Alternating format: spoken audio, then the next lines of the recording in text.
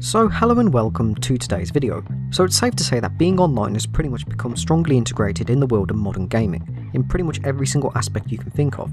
As soon as you buy a new modern console, you're pressured into creating or signing into an account. As soon as you put the game into your PS5 or whatever, you need to download the game and the updates for it.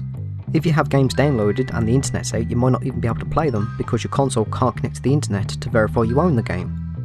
And I want to revisit a time when the world of gaming and the internet were merging to create a new and very exciting thing. Now I'm not talking about the old nostalgia of playing games like GTA 4, Call of Duty or Halo, but something even further back than that, getting to access online gaming for the very first time ever and how otherworldly it felt as you experienced it. Now all of this is from my point of view. And yes, I know the PS2 and Xbox had online, but the people I knew, nobody ever played them online. Maybe some of you watching did play stuff like Star Wars Battlefront or FIFA 07 online, but this is from my experience. So like many people who are in their late 20s now, I was brought up on the PS1, 2, Xbox and GameCube, and while we had internet, my gaming consoles never touched online. My experience of multiplayer was just having people over and we'd play games like Tony Hawk or Mario Kart, or just take it in turns playing single player games. We'd swap the controller over if one of us died, and that was pretty much the norm. But time marches on. The PS3, 360 and Wii were out, and it was at that time where my parents had asked me what console I'd like to have next, and I chose the Wii. Most of my friends had it, my cousins had it, so I had to get a Wii. And just like setting up any other brand new console, it was a damn exciting time. And as I had my Wii being set up and seeing that main menu for the very first time with all these different channels, like many other people, I had to check out these new and exciting features. Most of them didn't really do anything because it was a fresh setup. I think the only thing that worked was pretty much the Me channel because I had no photos and it wasn't connected to the internet, and I didn't really care or understand it much at the time. So after making my Me, I see a channel called Wii in the internet, and upon clicking the channel I get greeted with this video and it immediately gripped me. Did you know you can connect your Wii to the internet?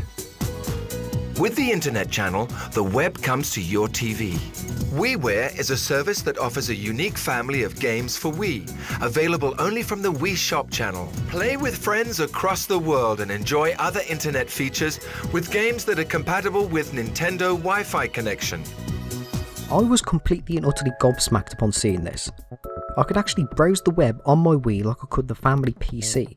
I could download full games onto my Wii, and even demos onto my DS, and watch trailers for new and upcoming games, and the most exciting part was playing games like Mario Kart with completely random people all across the world. Nowadays this is pretty much par for the course for any modern console.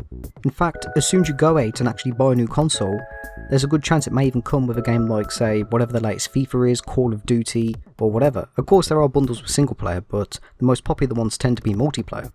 And as soon as you fire up that PlayStation or whatever, you can go on Netflix and go and watch TV, you can go and browse the PSN store for sales or check out the newest upcoming games or whatever game's got DLC or whatever. But remember, I'm talking about this from my experience for getting a, at the time, next-gen console, and all of this was completely unheard of for its time. You can call me an old man for saying this, but I feel like a lot of younger people today don't really understand why this was such a massive leap forward.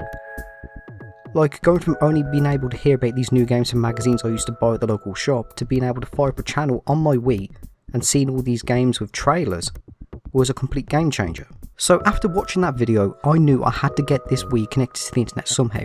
This was pretty much every single thing I ever wanted from a games console. I had no idea how to set it up to the Wii, of course. I was like 11 or so I had no idea how to approach this. But upon asking my mother and helping connect it to the internet at first, she was against it, thinking the Wii would cost more money to get up and run, but managed to convince her after showing her the Wii was completely free except for buying games off the Wii Shop store. And yeah, I did say Wii Shop store because that's exactly what I used to call it. I don't know why I never called it channel, but whatever. And upon getting the Wii set up to the internet, I remember I was feeling more excited than usual to play my favourite games. The very first game I ever played online was Mario Kart Wii. Now, I did play a little bit of the single player beforehand because obviously, you know, it was a new game and I didn't really know the controls. And I remember really liking it. I think I did about 2 cups offline, but that was enough for me to kind of understand the controls, and I had to play online. Like, the urge to play online was just too overwhelming. And I still remember how mesmerised I was at booting up the online for the very first time ever and seeing that spinning globe background with connecting to the Nintendo WFC message. And then as soon as it actually successfully connected and it was on that lobby menu, I felt more excited than ever. And I was thinking to myself that how damn cool it was when the lobby popped up and it showed you who you were playing against. People from France, Germany, Ireland, America, Japan. And I just could not actually believe it.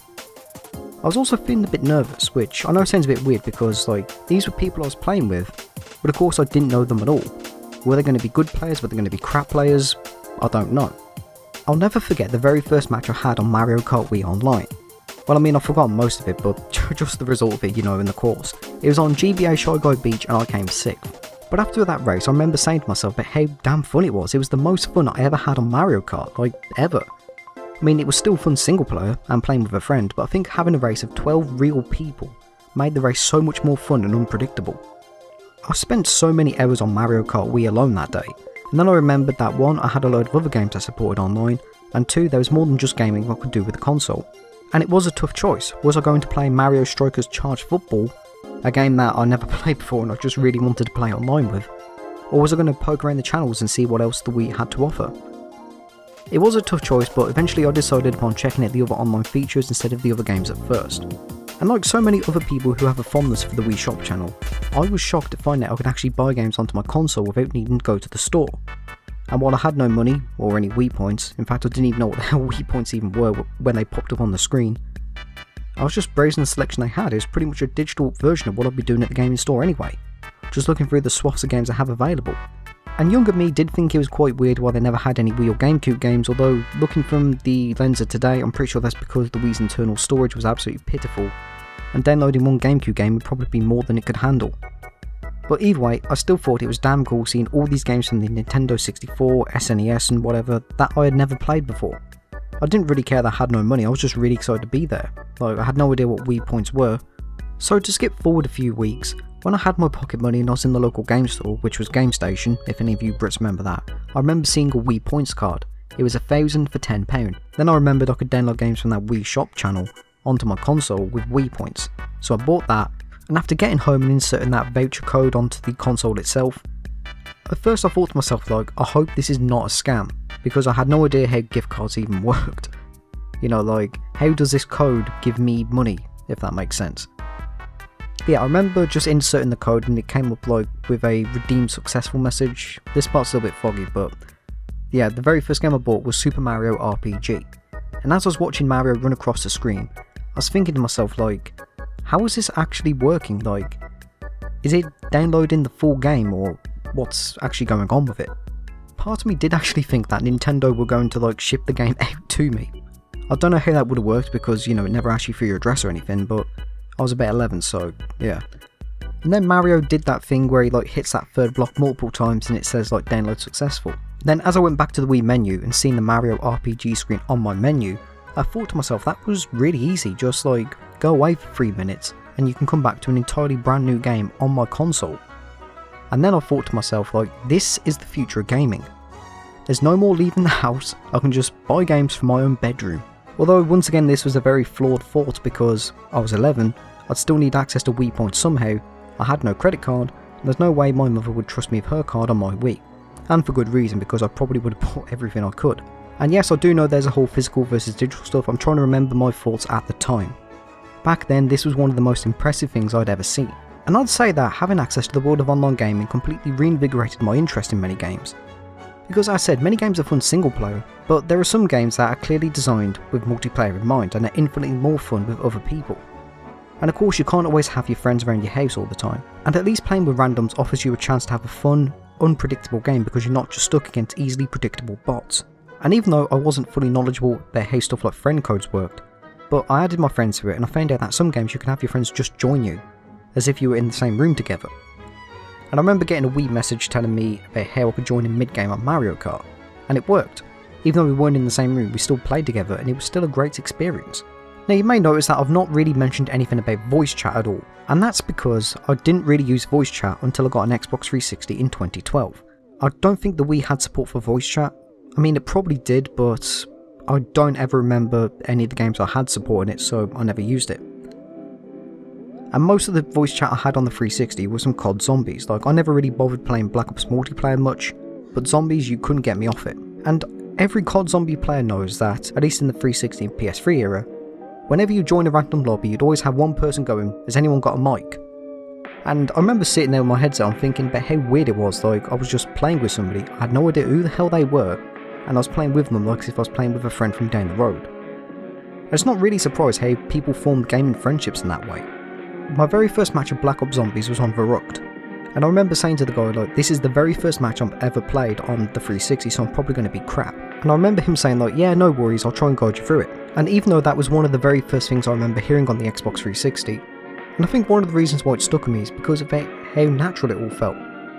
Like I said, my earliest experience with multiplayer were having like friends over, and we'd just like be in the same room talking to each other, try to help each other through the games we're struggling with or whatever. And it kind of reminded me of that, except it wasn't with somebody I knew, it was with somebody that I had no idea who the hell they were. And I remember in the game as well, like, we're still speaking a little bit, and I remember saying stuff about how, you know, it's my first time getting a 360, you know, I used to play on the Wii. And I remember the person I was speaking with, he was around probably the same age. He was saying stuff about like, oh yeah, you know, the Wii, like my sister's got a Wii and that as well, plays Mario Kart a lot. And as I said, it's kind of not surprising how people form gaming friendships. I don't remember much else about the conversation, but yeah, it was just kind of something like that. Now obviously by then, voice chat was very common for everybody, but not for me. But I'd imagine for many people who got the Xbox or PlayStation when it was a new release, I imagine it was a similar experience. Going on something like Halo, GTA, Need for Speed, and just talking with all these other people, be it friendly, arguing or threatening each other, I'd assume that there was a good amount of people fresh from the PS2 or the original Xbox era who thought about how damn amazing it was just to talk live with actual other people for once. And nowadays I feel like a lot of that feeling has disappeared. There's not really that much new and exciting stuff being added to consoles themselves anymore. Like when I had my PS4 and I got a PS5, both of which have since been sold, the jump didn't really feel that impressive. Like yeah, technology wise of course the PlayStation 5 is impressive, but not necessarily feature wise. Like it has support for 4K or up to 8K, so everything does look a bit crisp, but there was nothing breathtaking in there for these new consoles I find. I think maybe the closest I got was when I got a PlayStation VR because I never tried VR before, but it doesn't carry that same kind of stigma as it did jumping from like the PS2 to the Wii. And yeah, I think I've yapped on a bit long enough. I hope you enjoyed this kind of nostalgic look back at the very first time I kind of got into the world of online gaming. Be sure to comment down below about some of the very first memories you had when entering the world of online gaming. It could be the very first game you ever played online, the very first like online friend you ever made, just something like that. But yeah, that's it for today's video, thank you for watching and have a great day.